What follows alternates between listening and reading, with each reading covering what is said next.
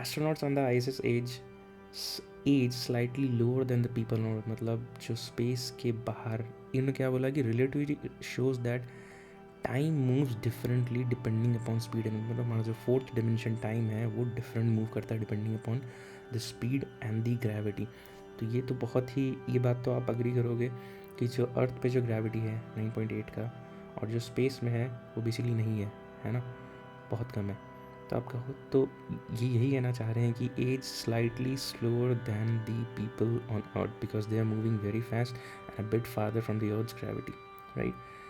So this has been measured with atomic clocks as well. Though example the two synchronized clocks, one flown on a plane and one kept on the ground, tick differently after the flight.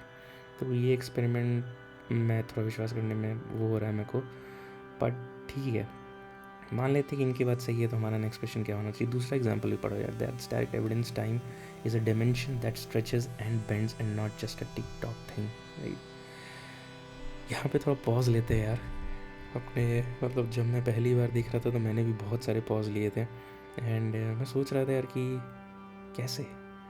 फिर जब ये GPS coordinates का मैंने example पढ़ा कि your phone GPS relies on satellites, दो satellites are in weaker gravity and moving fast, definitely earth के बाहर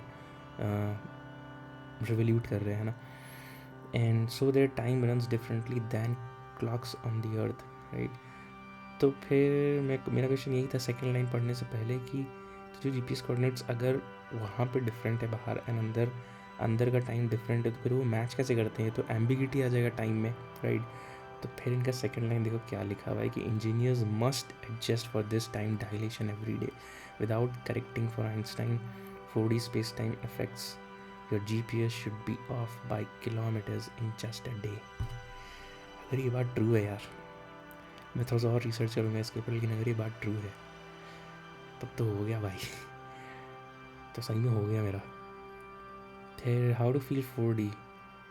आप देखो इसका एग्जांपल मेरे को काफ़ी अच्छा लगा. मतलब जैसे मैंने वो 2D और पेन वाला एग्जांपल, आप खुद भी गौर करोगे तो आपको लगेगा कि हाँ, तो इमेजिनेशन सही में यार कुछ तो है.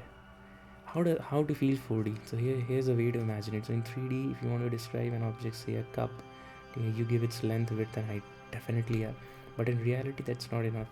हमें ये भी बताना पड़ेगा कि you also need to say that the when वो कब था वहाँ पे, right. Example, the cup is on the table at 8 AM versus the cup is broken on the floor at 8:05 AM. तो ये सुन के लग तो रहा है कि हाँ बात तो सही है, राइट. अभी आगे बढ़ते रहना, अभी देखो क्या क्या एग्जाम्पल देता है ये, और दिमाग जो है सोचने में मजबूर कर दे रहा है. We are basically moving through the fourth dimension. We are basically moving that I am moving toward the fourth dimension which is time at 1 second per second, right. जैसे मैं अभी वीडियो बना रहा हूँ तो मैं बेसिकली फोर्थ डिमेंशन में move कर रहा हूँ, जिसको हम टाइम बोल रहे हैं पर सेकेंड, जो मैं परसीव कर पा रहा हूँ, जो मैं देख पा रहा हूँ. लास्ट में एक क्वेश्चन ये भी उठेगा यार कि अगर 5D जैसे कि 3D में हमारे लिए फिजिकल यूनिट है length, breadth and height, right. तो 4D is a time, right. तो जैसे जैसे हम एक डायमेंशन आगे बढ़ा रहे हैं बाकी के डायमेंशंस फिजिकल यूनिट बदलती जा रही है. तो 5D की जो बीइंग है उनके लिए 4D एक फिजिकल यूनिट होगा टाइम, राइट. जैसे हम टाइम में ऐसे मूव कर रहे हैं, हमारे लिए हम देख नहीं सकते हैं, हमारे लिए वो फिजिकल यूनिट नहीं है, राइट. मतलब जब मैं फिजिकल यूनिटी बोल रहा हूँ शायद मैं ये कहना चाह रहा हूँ कि हम उसे देख नहीं सकते हैं, है ना. जैसे मैं स्केल को देख सकता हूँ, लेंथ विड्थ एंड हाइट को देख सकता हूँ, बट जो 5D बीइंग है वो शायद देख भी सकेंगे फिर टाइम को. And I don't know how, just a theory. And जो जैसे आप बातें यहाँ पे लिख रखी है, एंड बेसिकली उस मूवी में यही दिखाया भी गया था कि वो 5D में किसी तरह पहुँच के ही was able to talk with another human being and pass on some message, right. तो मेरे को बहुत ज़्यादा नहीं समझ में आया था. दैट इज़ रीज़न कि मैंने फिर थोड़ा इसके ऊपर रिसर्च करना शुरू किया.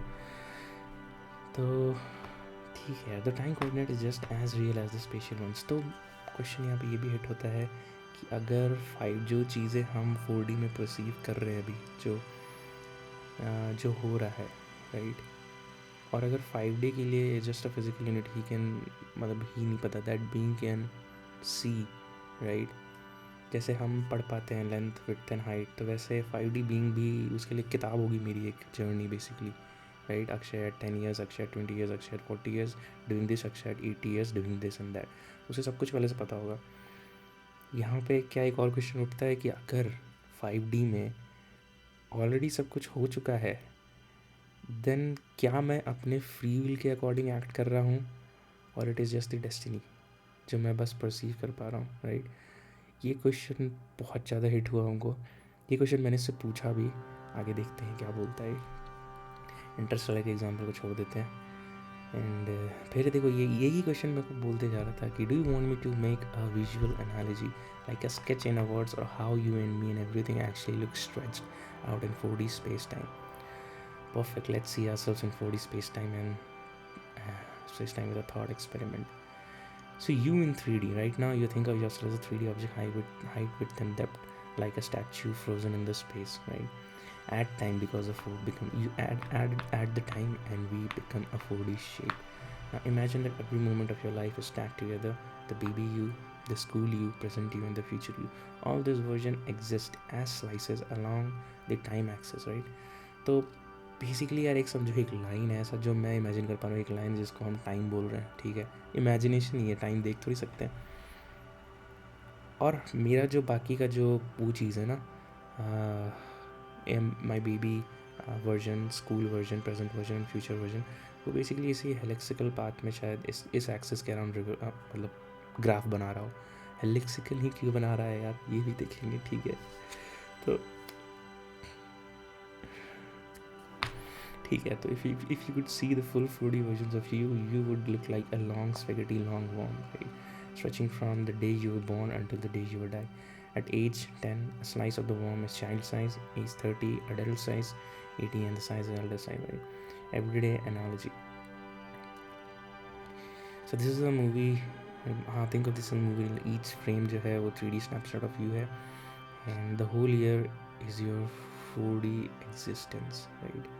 And you're not just the current frame, you are the entire reel stretched through the time, right? So we only experience the frames one by one, but in 4D space-time, the whole reel already exists, right? The whole reel already exists. तो क्या मैं अपने free will pay act कर रहा हूँ? क्या मैं जो ये वीडियो बना रहा हूँ was it like ये ऑलरेडी डेस्टिन्ड था, या फिर मेरे फ्री विल पे हो रहा है?